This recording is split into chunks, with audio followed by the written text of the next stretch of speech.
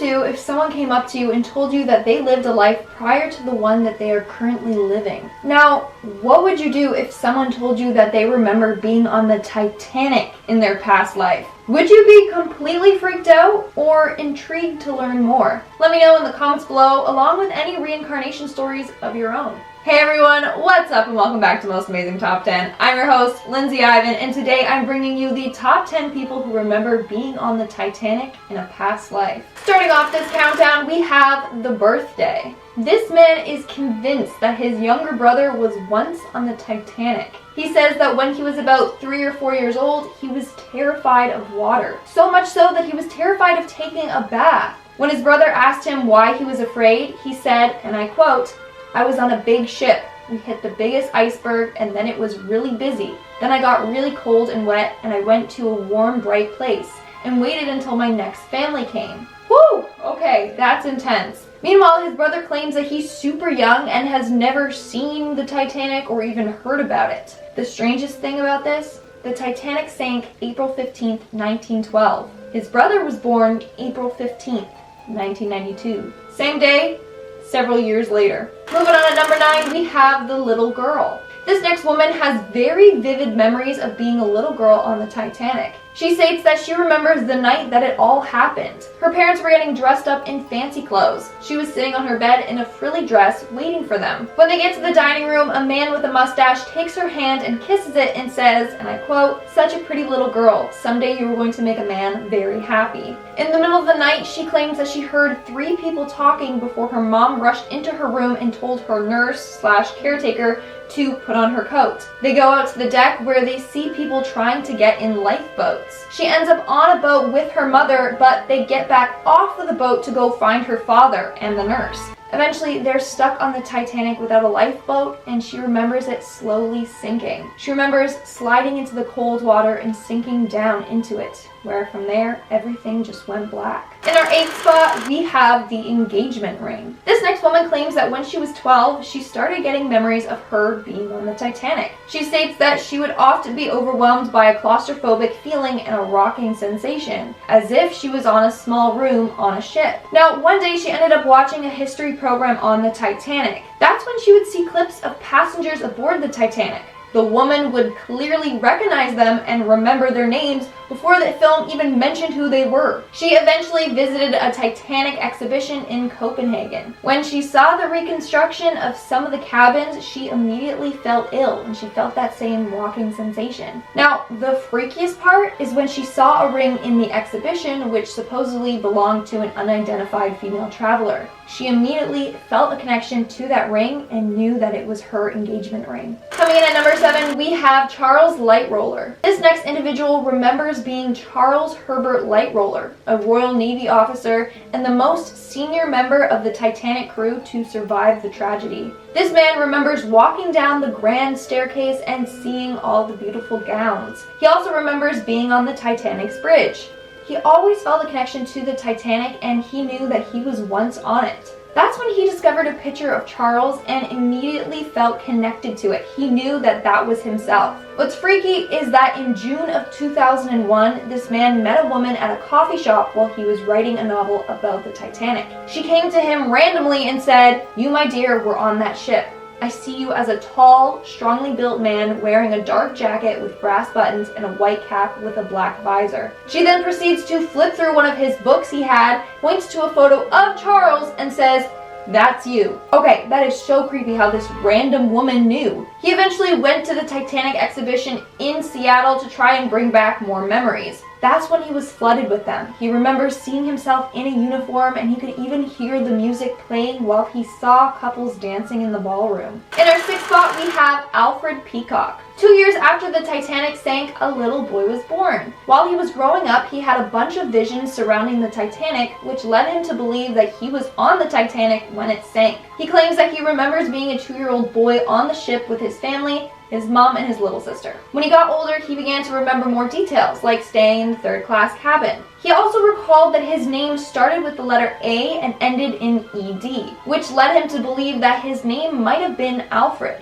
Upon looking at the Titanic passenger list, he discovered that there was a boy named ALFRED Peacock. Alfred was on the Titanic in the third-class cabin with his mom and sister, just like the boy claimed. We are now at our 5th and halfway mark with the devoted wife. When a woman named Amanda was just 19 years old, she began to have memories of her being on the Titanic. She remembers that she was a first-class passenger named Julia, traveling with her family. While aboard the Titanic, she met a fellow whose name is either Marcus or Mark, who eventually turned out to be her husband. They both met aboard the Titanic and fell in love fast. When the Titanic was sinking, they both managed to survive by getting a lifeboat. They stayed in contact afterwards and eventually got married. In fact, she was at an antique store one day and saw an antique silver mirror and brush set, which triggered the memory of her using one while getting ready for her wedding. What I find fascinating though is that Amanda claims she hasn't had a boyfriend because she feels like no one treats her as well as her past husband did. That is so cute. Like, their love is just eternal. Like, she still loves him many lives later. In our 4th spot, we have the dreams. Back when this individual was in 3rd grade, she would have dreams of a bright room filled with fancy dressed people dancing. She remembers walking through the ballroom and seeing a grand staircase. Then she would wake up from the dream. She never thought anything of it until at school she watched a documentary on the Titanic. This documentary showed the ballroom exactly how she dreamt of it. Before this documentary, she never heard of the Titanic, let alone seen pictures of it. 20 years later, she finds that every time she has a cold shower, she starts to gasp as if she can't breathe. One time while in the shower, she closed her eyes and had a vision of her drowning in the cold waters. To this day, she occasionally has dreams or flashbacks to the time that she was aboard the ship. Coming in at number 3, we have Bess Waldo Daniels. This next individual remembers being a woman named Bess Waldo Daniels aboard the Titanic. She discovered that she was Bess when she saw a picture of Bess's husband and children and realized that they looked exactly like the individuals from her own visions. She remembers the early life as Bess, the memories from her childhood, all the way up to the day that she passed away on the Titanic. She had a husband named Hudson and 3 children, Helen, Hudsey, and Lorraine. She remembers being in their stateroom when her husband came in and told them to follow him out to the boat deck. She remembers him saying that it's not safe to take the elevator, so they had to take the stairs. She then gets in a boat with her baby while sounds of panic fill the air. In the boat, she was with complete strangers. She handed her baby to one man with curly blonde hair while she stood up to look for her husband. Then, all she remembers is that the boat rocked and she fell into the icy cold waters. In her 2nd spot, we have Bridget O'Sullivan. A woman named Jackie is adamant that she was once a woman named Bridget O'Sullivan, who was a passenger on the Titanic. She remembers being a 3rd-class passenger. When the Titanic was sinking, she was in a small room with something blocking the door, making her trapped inside the room. She remembers seeing the water pour in through the door. The ship tipped and a large trunk slid and hit her left hip. The room fills with water and she drowns. Turns out Bridget O'Sullivan was a real person who indeed was a passenger on the Titanic. In fact, when Jackie found a picture of Bridget, she claims that they both looked identical when they were the same age. And in our number 1 spot, we have the boy named Jamie. Now, Jamie's story was even featured on the show Ghost Inside My Child, which is a show about children who may have been reincarnated. Now, ever since Jamie was little, he had a